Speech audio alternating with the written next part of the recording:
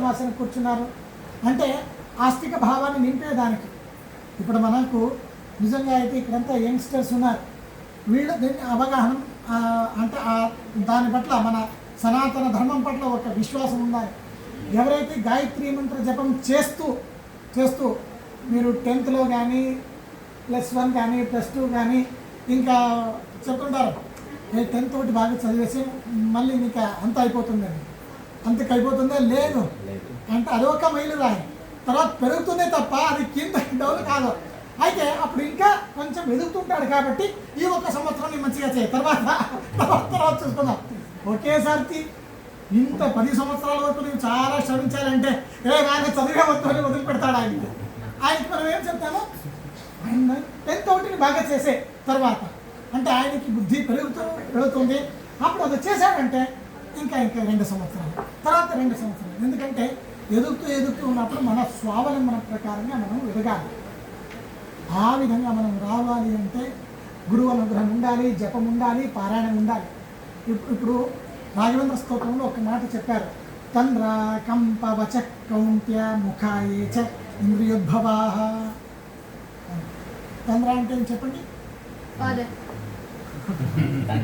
తంద్ర అంటే అమ్మాయి లేపుతారు కదా పొద్దున్న 5 గంటలకి, ఉన్నమా కొంచెం లేస్తాను అని అటు ఇటు తిరిగి మళ్ళీ కప్పుకొని 6:30-7 గంటలకి లేస్తావు కదా, ఏం చేసేది ఉందిలే అని ఒక భావం వస్తుంది కదా. నీ దగ్గర చూస్తున్నా, నీ పాపం కాదు ఇంకా పెద్దవాడు, అవునా కదా? అందరూ ఆయనకి అంటే ఇది తర్వాత చేస్తానులే, చూస్తుంటాం ఇంకా టైం ఉందిలే 8 గంటలకి బస్సు వస్తుంది.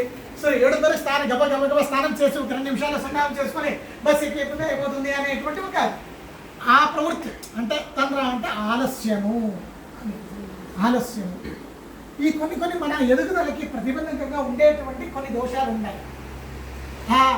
అంటే అందులో ప్రధానమైనటువంటిది ఆలస్యము అనేటువంటిది. ఆలస్యము, భయము. ఇప్పుడు నేను చెప్తున్నావు కదా, నీకు అంతా వచ్చు, మనసులో నీకు అంతాన్ని వచ్చు, అయితే బయటికి చెప్పాలంటే ఏదో ఒక కాంప్లెక్స్, ఏమనుకుంటారో ఏమో. మనసులో నాకు వస్తుంది. ఇప్పుడు నిజంగా అయితే ఎవరు ఏమంటారు, మందమతిలు కాదు, దడ్రల్లా ఎవరు మబ్బు కాదు. అయితే మనసులో ఉంది, బయట చెప్పడానికి వాళ్ళకి రాదు. అక్కడే అది డిఫరెన్స్ అవుతుంది. మనసులో ఉన్నటువంటి భావనాల్ని శబ్దజాలంలో మనము చూపెట్టాలి. శబ్దజాలంలో మనం చూపెట్టినట్టయితే అక్కడ ఏ విధంగా మనము ఎక్స్ప్రెషన్ చేస్తామో, రాతలో కానీ మాటల్లో కానీ. పరీక్ష అంటే అదే, ఇప్పుడు మనం ఇంట్లో చదువుకుంటాం, అన్నీ వచ్చేస్తాయి. ఎగ్జామ్కి వెళ్ళినప్పుడు మర్చిపోము, అక్కడ అన్నీ ఉంటాయి. డిసిజన్ తీసుకోవడానికి మనకి అవ్వదు. అదా ఇదా 10 ఒకేసారి వచ్చేస్తాయి. అప్పుడు మనం కన్ఫ్యూజన్ అవుతాం అన్నమాట.